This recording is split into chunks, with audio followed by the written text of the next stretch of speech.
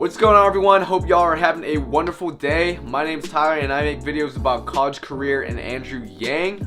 And welcome to my first video of 2020. With that in mind, the turn of the decade, I want to make a video comparing and contrasting Andrew Yang's campaign in 2020 compared to 2019. Yes, a mere 4 days into 2020, and see how Andrew Yang's campaign has grown since I first found him in 2019. Also, side note, by popular demand, I decided to clean up my room a little bit, just kind of unclutter the background and everything, make it not too distracting, and hopefully you don't find Bold and Brash here too distracting. But with that, let's get on to the video. So before I get into the juicy differences, I'm going to start out with kind of the ongoing similarities, or let's say things that have not changed in Andrew Yang's campaign so far. And hold on, I'm going to take out my Invisalign just because I'm not a fan of this lisp.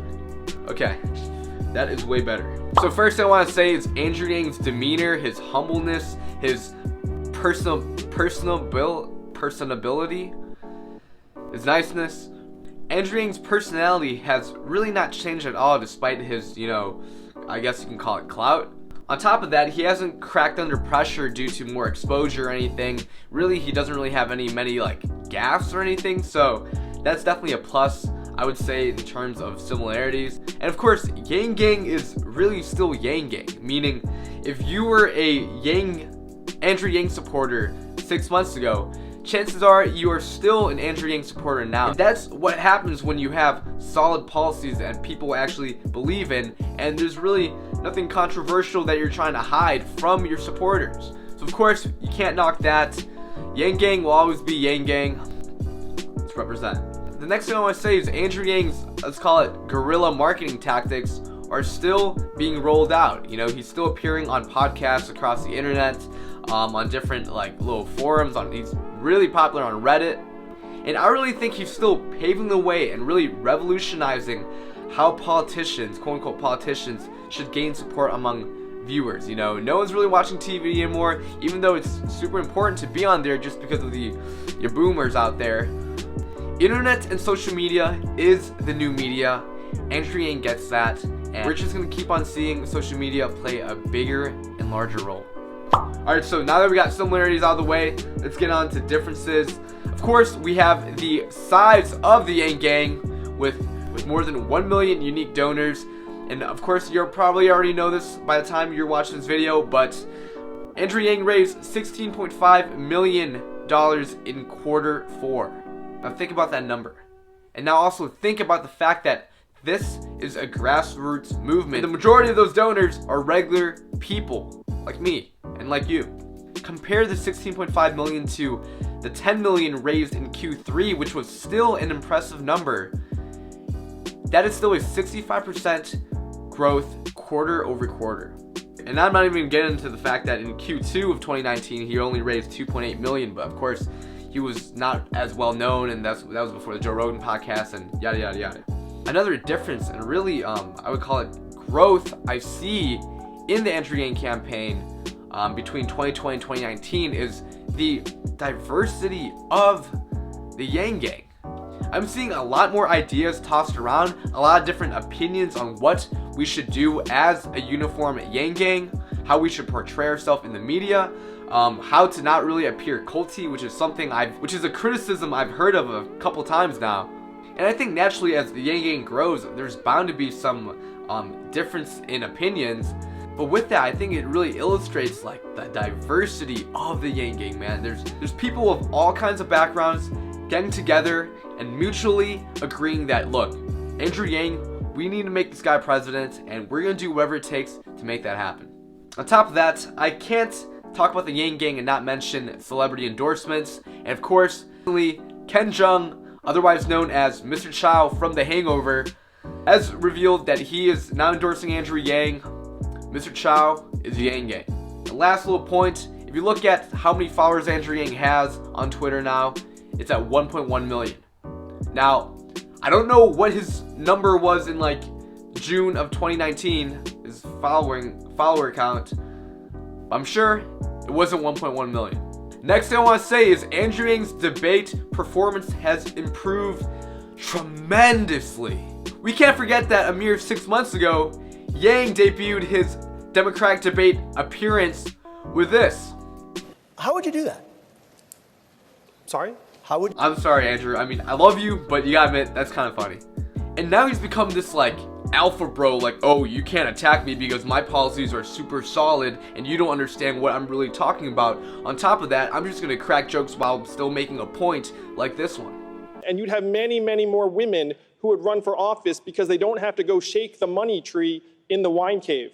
Thank you, Mr. Could I address? I do. But on a serious note, Yang is not a politician, and because of that, it's very impressive that he's been able to learn how to play the game so well in such a small amount of time. You have to think that he doesn't get a lot of speaking time during these debates, but he uses his time so effectively, which is something we can't knock, right? Like, he has never ran for any political office in his life, and his abilities to learn, adapt, and really play this game, but not only just play the game, he's playing to win.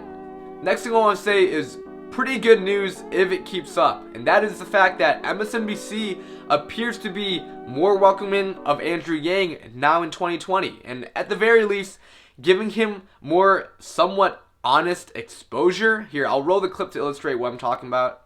Some parallels. I think Andrew Yang is a really interesting candidate that has gotten undercovered. Absolutely. So this is great. You know, if MSNBC and Andrew Yang squash the beef and MSNBC decides, all right, let's just kind of give this guy at least a little bit more exposure, this can only mean well for the Yang campaign. But of course, we still have some obstacles in our way, such as Ohio refusing to put Andrew Yang on the ballot due to some bureaucratic, quote-unquote, bureaucratic issue.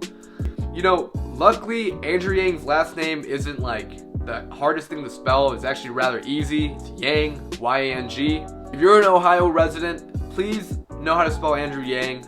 It's just kind of ridiculous how we have problems such as this, but you know, it is what it is. The last thing I want to say between Andrew Yang of 2019 versus Andrew Yang of 2020 is that Andrew Yang is a contender. Don't be fooled by the polls. I walk around, talk to some people, and when I ask, oh, have you heard of Andrew Yang, or I'm walking around in my Yang Gang shirt, they recognize that. See, what people don't realize is that Andrew Yang will bring so many closet voters, so many first-time voters to the 2020 race. And I'm talking about in Iowa, in New Hampshire, and beyond. So those are the differences I see culminating in 2020 for Andrew Yang's campaign. Overall, I'm super pumped to see how everything goes, you know? I'm super pumped to see how everything plays out in Iowa.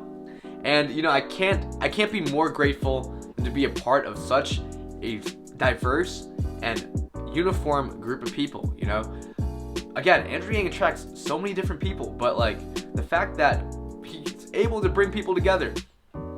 America. And the last thing I want to say is that about a week ago, I set a little personal goal for myself to hit 400 subscribers by the end of the year, basically New Year's. And within 2 days of making that mental goal, we did it. You know, now I'm at 435, and again, I feel super honored, and I really appreciate every one of you guys that hit subscribe and actually watch my videos. Yeah, you know, honestly, you didn't even have to hit subscribe, just to watch my videos, to comment, to like, to just engage with what I have to say. That's just something that it's hard to find the words for it, but you know, I realize that not everyone is able to do this, and because of that, I'm honored and I'm super grateful to actually have somewhat of this audience. I don't want to call you guys an audience because, you know, you guys are way more than that. You guys are Yang Gang, you guys are individual people that have individual lives, but basically, I'm really grateful that you guys watch my videos, and you know, every time you guys leave a comment, every time you guys like, even if the comments, even if it's a thumb down, or like the comments are like, you know, oh, why does this dude have his, like, this guy has like a big pimple on his chest or whatever, it makes my day. It really brings my smile to my face, and yeah. With that said, I hope you guys enjoyed this video. Please leave a like if you want to support my channel. Hit subscribe if you want to see more videos about college career and Andrew Yang, and I will see y'all in the next one. Peace.